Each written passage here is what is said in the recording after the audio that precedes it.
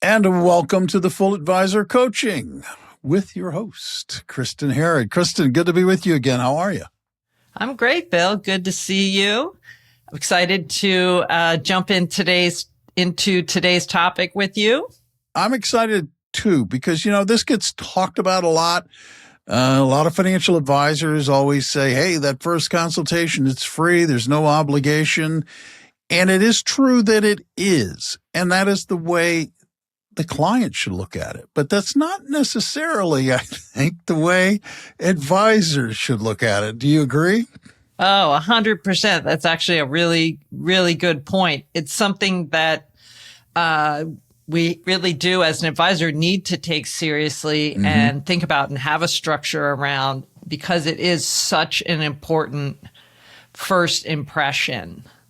And, just to give this some context, today we're going to be talking about that first consultation, and that is the sort of one of the early parts of what we talked about in episode 22, when we talked about that lead to client conversion process that actually kind of dates back to the first time someone kind of signs up and gets on your list and starts to be familiar with you. But when we're really looking at turning the lead to the prospect, the person becomes a prospect when they schedule time with you to enter into the engagement, into the prospect experience, into the getting to know you. So that kind of most advisors, to your point, have a free consultation that they start with, right? 15 minutes, 30 minutes, 1 hour, whatever it is, it doesn't matter. Yeah, exactly. Yes. So today we're going to talk about just how to structure that meeting, what to think about, what you might do to prepare for that, to improve your outcome, and just give a little insight from something that I keep hearing time and time again from advisors I have so many data points on how people do this meeting that hopefully we can highlight the sort of best practices, as it were. Oh, good. So, let's begin at the beginning. So what do you recommend in terms of the start? So I think a really important thing is thinking about what is the impression someone gets when they decide, it's a big deal when someone decides to schedule with you. Yeah. We're talking about their net worth. We're talking about all of the accumulation of their life's work so far, no matter what age they are. We're talking about something that's super important to them. And so we want to have a really strong first impression, so we start off on the right foot. And a lot of times this comes down to the very basic, how is it presented on your website, right? What is the messaging on the page where I go and I click that button that says schedule a call? So, what is the experience? Are you setting the stage right there to let me know what will happen? And I think we've gotten into this in detail before, but is there a questionnaire on that scheduling form? If I'm clicking the button that says schedule and I go into a Calendly application or a OneSub or an Acuity, a scheduling form, right? Where you look and go, okay, and I'm picking my day and I'm picking my time, and then you ask me questions. Are you setting it up so it's not generic? Are you asking me specific things so that you can get to know me a little better before I come in? And that's where sometimes I see people just using the default form, and I get really worked up because I'm like, don't give me is there anything you need me to know for this meeting? No. God, I hate that. I know. It's the default one. I do. I hate that. I really do. It's the default one. It's what we all see. But so ask questions. This is your opportunity to ask specific questions. Sometimes people use drop downs to say, what are your asset levels, or what is your primary reason for reaching out, or what's on your mind about your money. I like any of these types of questions depending on your model and what, how you target. Yeah. But then it's also on the actual page where the scheduling is. If you have someone on your website where it's like a contact us page, are you explaining, okay, submit this form and someone will reach out to you to schedule? You'll hear from us, or is it, hey, we're going to have, what is the process? You'll have a meeting and then a lot of times what I want to avoid is having people hit the button that says, yes, I've submitted your contact us form, and it says, thank you, we've received your form. Like, I wanted to say, thank you so much for submitting this form. We look forward to having the meeting. You'll be hearing from us through email in the next 24 hours, or someone from our team will be giving you a call. Even better, put a video on that thank you page that has you coming up with a video that says, hey, thanks so much for signing up for a consultation. So there's various things you can do. Ideally, you're using a Calendly or a scheduling software, and someone can immediately answer some questions, get on the calendar, and know what happens next. Well, yeah, it's because it's like from the client side of this equation, we're coming to a financial advisor and we'd like to know, it's intensely personal for us. We've got to sit down and talk about personal things. Now, it's not the psychologist, but it's like, still, I got to talk to somebody about my money and stuff. And I'd like to feel like there's some genuine interest in me and who I am. 100%. And so that's why I like to make sure we really focus on what is that experience, to know, like, it's almost like you want to congratulate them for hitting the button and taking this big step. And you can do that. And I do think it's really important then, as a follow-up, to acknowledge and confirm and give them an expectation of what will come in the consultation. So, is it an agenda?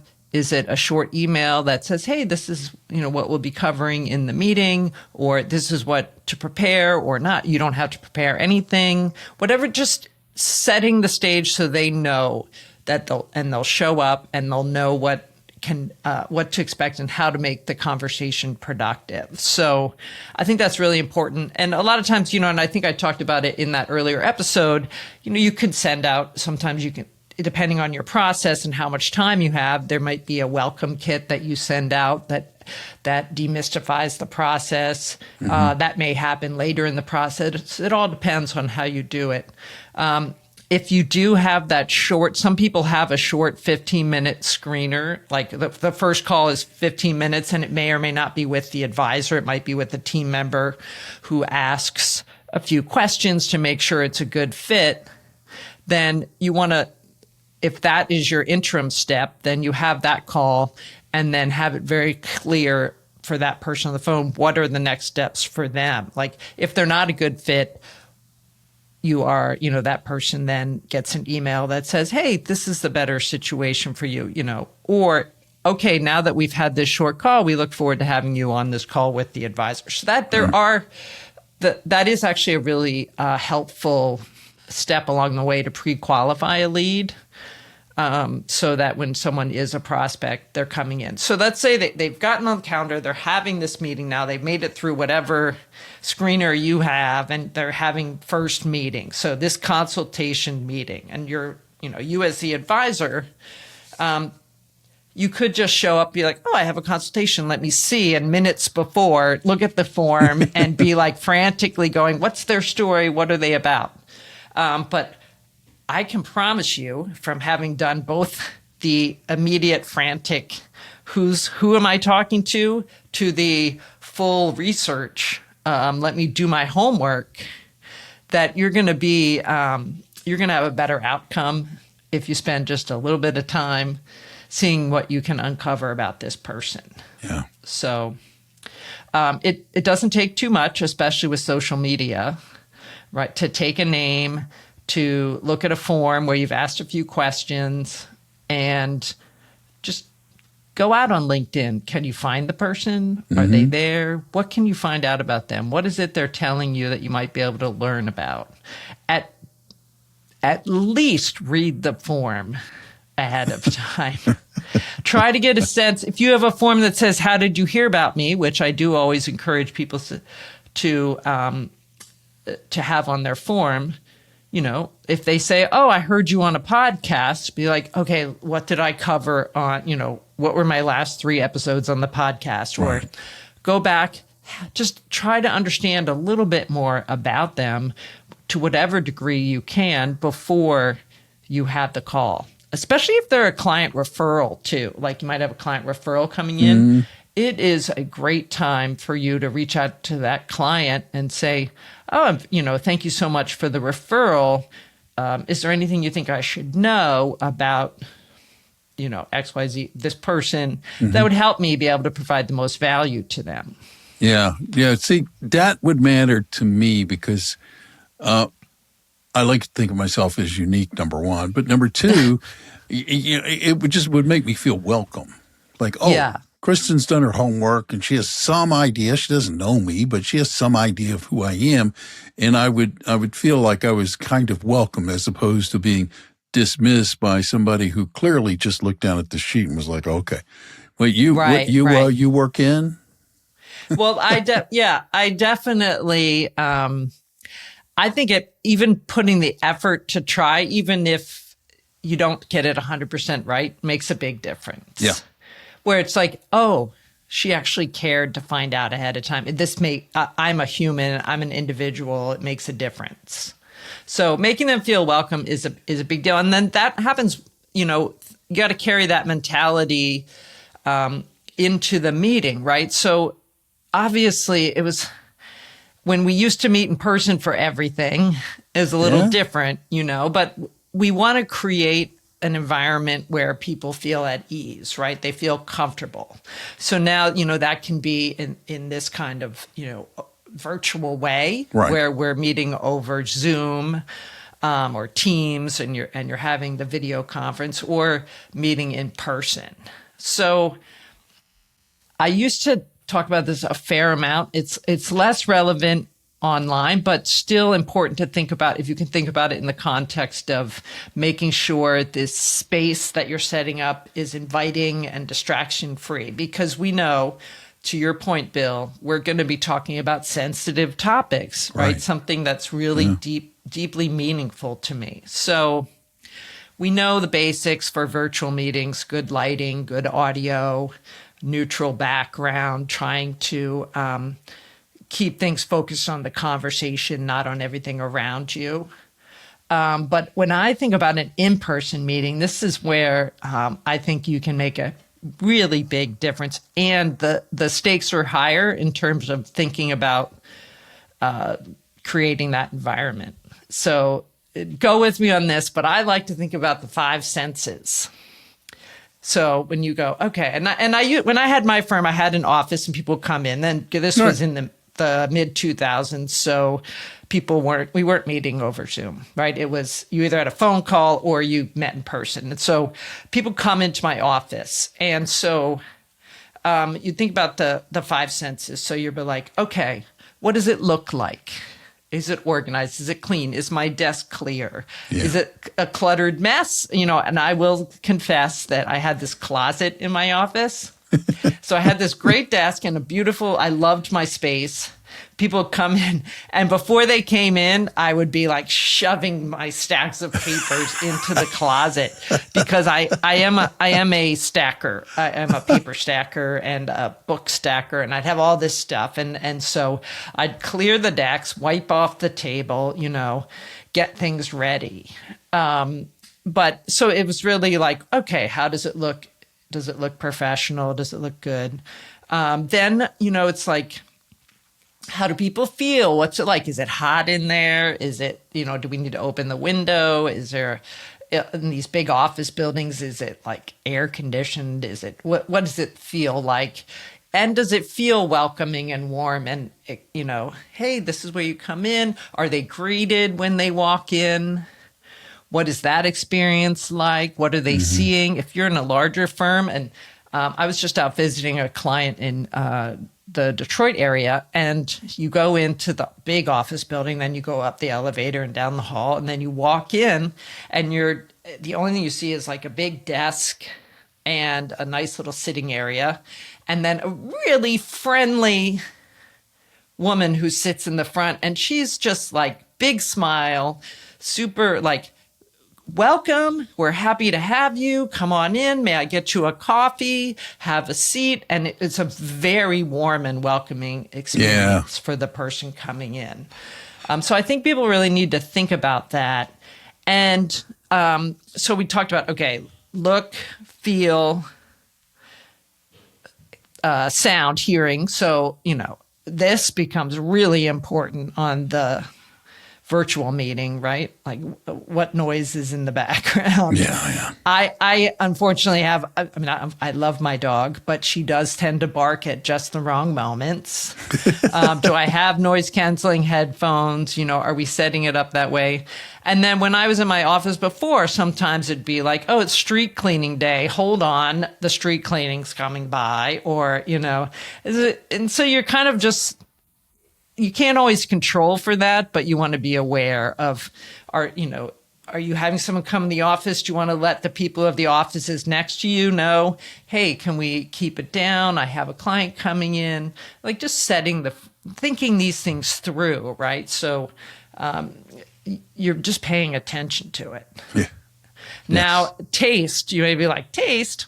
Obviously, virtually, it doesn't matter. But I'll tell you one of my favorite things. My husband and I go in to see our financial advisor, and we probably see them in person maybe once a year. We usually do virtual.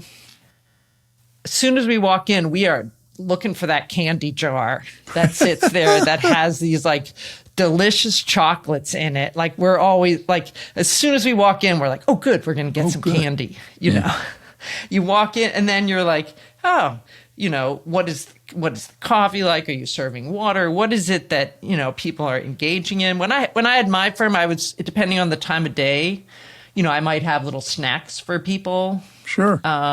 Just something that would put them at ease, make them feel good, keep it comfortable. Yeah. So again, less important, obviously, on like this, it's not going to happen when you're online, but in person, the small things like having the candy bowl in the conference room.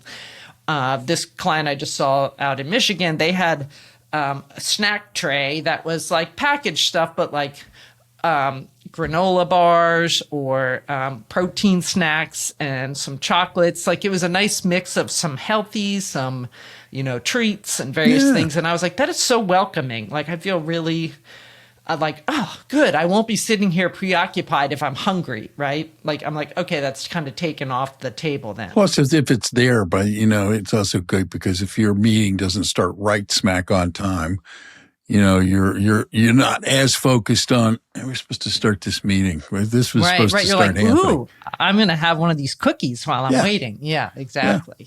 And then finally, smell. And this one, you may be like, what? No, I'm with you on this one big time. I want to hear what you say, but I'm with you on this one. Yeah, so this one, my clientele was new and expectant parents, families with young children. And so I would have pregnant women come in, right? And no one has better sense of smell than a pregnant woman. Nobody on the planet. Nobody. Yes. And so I would, like before they come in, I'd often clean, like literally spray and clean off my desk and get things ready.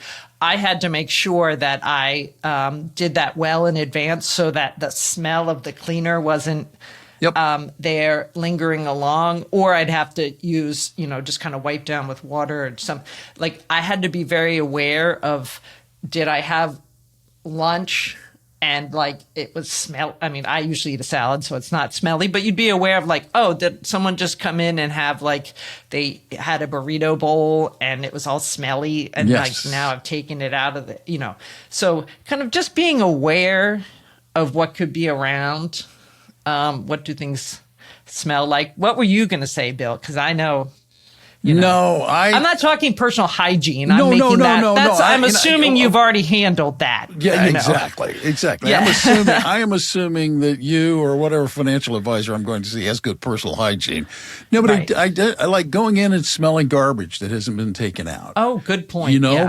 Or if they have a lunchroom, to your point, like the burrito bowl, or worse, somebody's brought some kind of fish in. Yeah, it was like a fish. I was going to say tuna fish or something. It's like you just like it's just off-putting, and you're right. Your old clientele, it's like you had a landmine with most pregnant mothers, boy. Right. I would be like, okay. All right. Anything? Is there anything I'm noticing?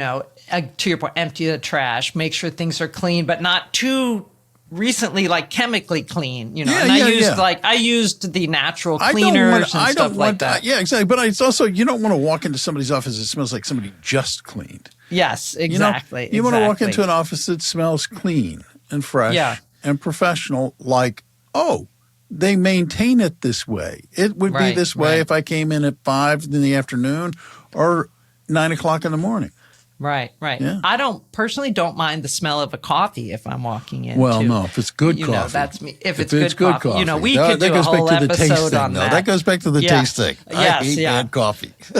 Me coffee, too. yes. So, yes. But so the point is, like, these small touches, while individually may not be a big difference, the accumulation of all of them together does make a difference. So I think that, that's a point that I can't hit hard enough because I always notice the full experience when I'm somewhere. I pick up every detail, and I'm sure a good number of your clients would do the same. So yeah, and I made a joke about this earlier. If I'm enjoying like a snack or a cookie, and it's like the meeting doesn't start right on time.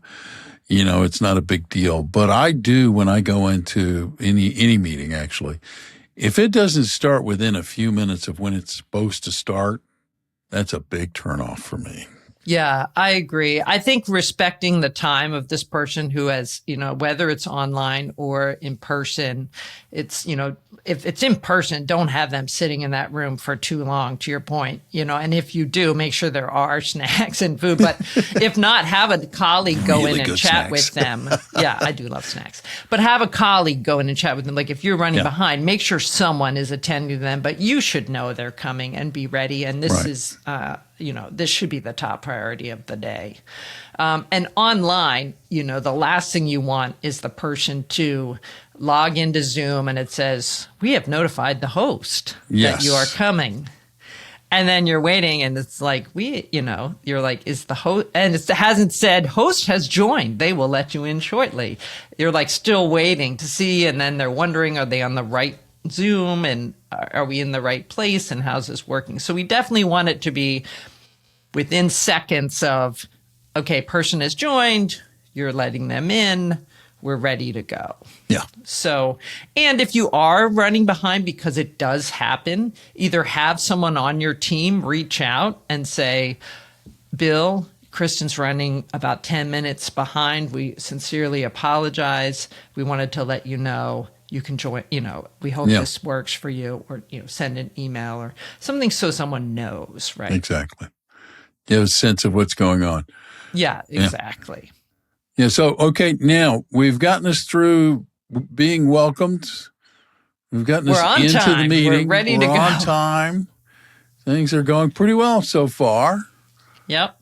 What do we need to be concerned about now we have to next? talk about things. Yes, right? exactly. Now we got to talk about stuff, right? I know. So this is, I think a lot of advisors get worried about selling and how do they, convey their message and what are they going to say? And, we can get into all of that, but in terms of the mechanics of the meeting, you can really diffuse the tension from the start if you let people know what's going to happen. It's the basic, tell them what you're going to tell them, and so they know. And so that you don't have to be having this anxiety of like, I know at the end, I'm going to ask them if they will sign up or not. You just say right up front, here's what's going to happen today. We're going to have an exploratory conversation. The goal here is to see if we're a really good fit, and then be like, you either say at the very beginning, I am not going to ask you today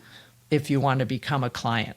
We're really here just to see if we're a good fit, and then we'll determine what the next steps are at the end. Yeah. Or you say, at the end, we can make a decision on whether we're a good fit and we'd like to move forward. Whatever your process is, or like at the end of this meeting, if we think it's a good fit, we'll schedule a second meeting where we'll do blank, blank, So it all depends on your process and how it works, but you take it off the table as a concern, because people are already on the defense of like, what are you going to try to sell me? And are you trying, what am I not aware of that I should be paying attention to? And now this way you've just removed the stress of it. So I personally found that to be helpful to ease my own anxiety, let alone that of the client. And I think that comes through then, right? Well, I also think it removes any awkwardness. If you come in and you say, hey, this is what's going to happen. Everybody's like, oh, okay. Now I know what to expect. This is great. Right. Yeah, I like that. And then you as the advisor, your job's really easy from here. You open the door and listen, right? You say, so what brings you here today? What's on your mind? What are you worried about with your money? What are you excited about? What, how can I help you? And then they start sharing, right? You keep it very open for them and ask the open-ended questions. Let them share their concerns, their goals, listen, and then listen again. And the more you let them talk, the better. And I know most people tuning in here are very likely to be really strong listeners and sort of emotionally intelligent on that front, like to say, yeah, I want to hear what's on the mind, because you learn so much from the actual words coming from them versus you going, and then what we can do is convert your IRA to a Roth IRA, or your 401k to a Roth IRA. I don't know. You can tell I'm out of practice, but like you're getting into the solutions, and they don't want that right now. They want to know that you care about them. Yes. So I think they don't want to be sold something. No, not at all. That's not what they're looking for, right? Yeah. And I think it's really, frankly, the most interesting part of the process is to just hear. Like, to me, it's like, here's someone, you don't have to be guessing what your clientele worried about. You get firsthand. This is primary research here. Yeah, exactly. This is someone's sitting here telling you exactly what they're worried about. And that gives you so much to work from. And so, and I think it just, if you can just sit back and take it in, and then as you get toward the, middle to end of the meeting, depending on how it's going, you can start to tailor your recommendations to what really makes a difference to them. And in your, after you've done it a bunch of times, which, people who have done this forever will know, but once you hear what they're on, you know where to enter the conversation as to how you engage, right? You can listen and be like, okay, I see where they are. Here's how I'm going to do it. And then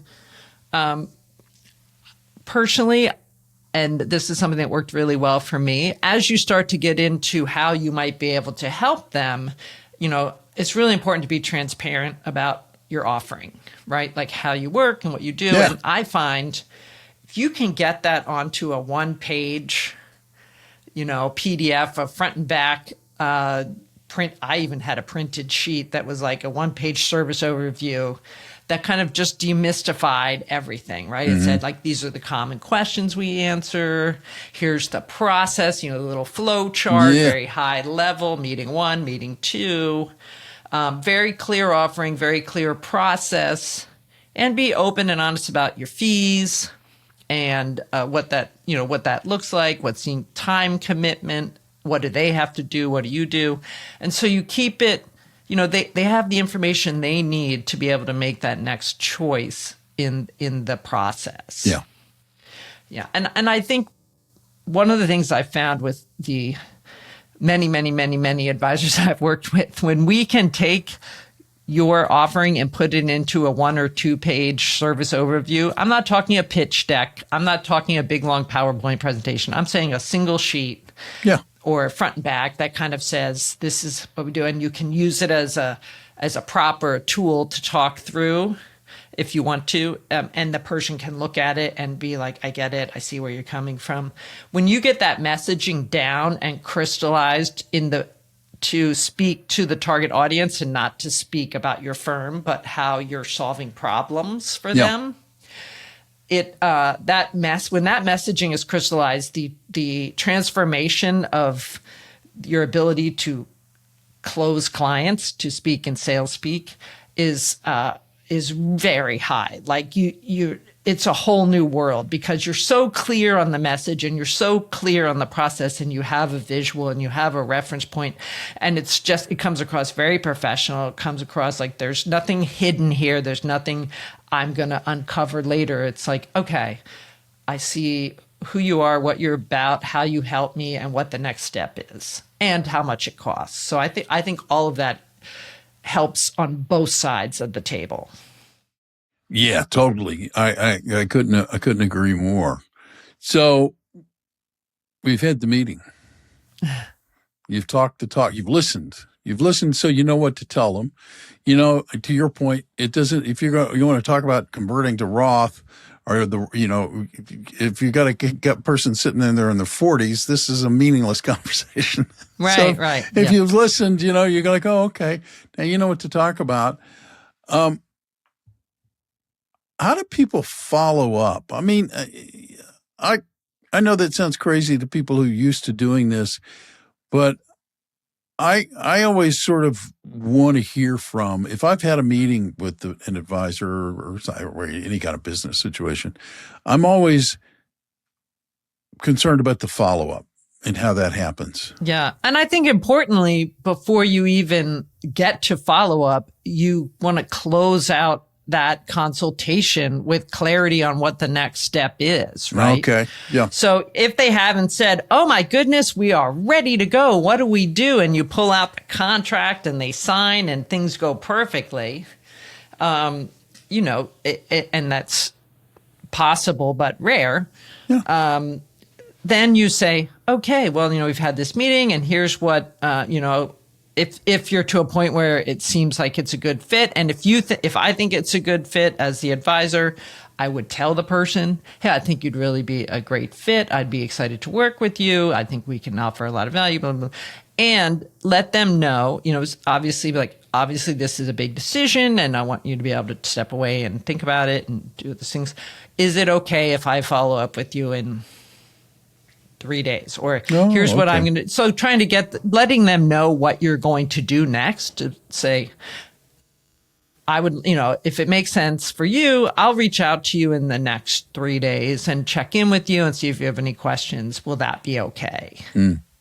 And so that, I think that person leaving, knowing exactly what the next step is really important. And then you, obviously, straight after that, it's sending a thank you, sending a recap that says, I heard you, I know what's going on, I appreciate you coming in. That email should go out, fairly immediately after that, which can be done really easily with AI. If you're using an AI tool and you're recording them, online, if you're recording the meeting, in person, if you have, you have notes or a note taker or something joining, and you can turn that in to say, I heard you.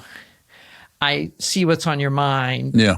Here are the next steps. And with that, we won't spend too much time on this because in the episode preceding this one, where I talked with David DeSalle, we got into a lot of detail around the follow-up and language and how to step through all of those pieces. But it's really about the first and foremost, letting that person know when and how you're going to follow up and what the next step is. So that's what's really important. And I'd like to add that if you are following up and there was something in the meeting that you had left open to say, I don't know, I'll have to look into that. Yeah. Or, someone mentioned something that may not even be related to their financial situation, but that you might have something to add on, like, I don't know, a good handyman or something where you said, oh, you know what, I'll get you that name. Or even after you step away and you think, oh, that person would actually probably really like this article I read in the New York Times last week. Send those things to, like, make it personal, make it obvious that you were actually paying attention to them as a human being. So true. Yeah. It's true. So, yeah, I think that, it feels like a lot to try to fit all that into what we talked about for the past half hour or whatever period of time we've been chatting. But taking this this consultation, this first meeting seriously, and even if you've done it hundreds of times, It's like, let me take a look. Let me step back and see, have I evaluated this? Have I taken a look at each part of the experience, and what is that like for that person coming in? Is there something I need to refresh or do differently? Yeah. I think it makes a lot of sense to do that. That's great. For advisors who are listening to you, for people who are managing advisory practices who are listening to you and they're thinking they may want to reach out to you to talk to you about maybe coming in to help them, as you say so much, become the 2.0 version of themselves. Right. How do they get a hold of you, Kristin? How do they get in touch? The best way is to go to fulladvisorcoaching.com, my website. I do customized programs for organizations where we can come in and do some training for groups of people. So I think that's been very valuable in terms of thinking about the mechanics of these details. So that's all on there. You can take a look at that. There's a number of blog articles on there related to this topic. And if you want to have a conversation, hit that request a call button in the upper right corner on the website and schedule some time with me. And we'll have a conversation about your needs and how I might be able to help. That's great. As long as you're hitting buttons, hit the follow button if you're not a subscriber already. Okay. That way, every time Kristin drops a new episode of Full Advisor Coaching, you'll be notified and you can give it a listen. If you like this podcast, I would ask that you rate it, give it a good rating, and let people know about it. Word of mouth promotion is very much appreciated. Until next time, I'm Bill Tucker with Kristin Harrod, and we want to thank you for taking the time to listen today and remind you that you can go out today and make today a great day or not. The choice is yours. Until next time. Thank you for tuning in to Full Advisor Coaching, the podcast. If you enjoyed today's episode, please hit the follow button so you'll never miss an episode. To learn more about how you can become a part of the Full Advisor community, visit fulladvisorcoaching.com. Remember, stay connected and get notified as soon as brand new episodes release. Click the follow button now.